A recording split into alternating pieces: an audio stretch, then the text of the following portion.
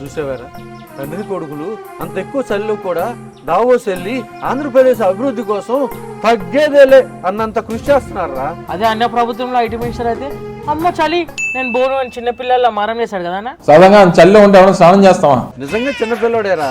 Morning ఏదో గుడ్డు తిని గుట్టుగా బతికేవాడిని అనవసరంగా ఐటీ మినిస్టర్ చేశాడు. మరి జగన్ అన్నకి ఇంగ్లీష్ రాదు కదా, ఎట్లా మేనేజ్ చేశాడు? ఏముందిరా ఏది అడిగినా వెరీ లెంతీ క్వశ్చన్. అలా చూసేవాడు. అన్న జగన్ అన్న కొబ్బరికాయ కొట్టాలంటే కూడా వంగలేడు. క్యారీవన్ దిగాలన్నా ఎక్స్ట్రా స్టెప్స్ పెట్టాలి. కానీ బాబు గారు ఏంటి అన్న ఈ వయసులో కూడా అంత యాక్టివ్ గా ఉన్నారు. నొక్కేసేవాడు ఎప్పుడు నొప్పులతోనే ఉంటాడు, డెవలప్మెంట్ చేసేవాడు దీవుడిలాగా ఉంటాడు బాబు గారు. ప్రజలు పెట్టుకున్న నమ్మకాన్ని నిలబెట్టడం కోసం బాబు గారు ఎప్పుడు కష్టపడుతూనే ఉన్నారు రా. అప్పుడు హైదరాబాద్ కోసం, ఇప్పుడు అమరావతి కోసం.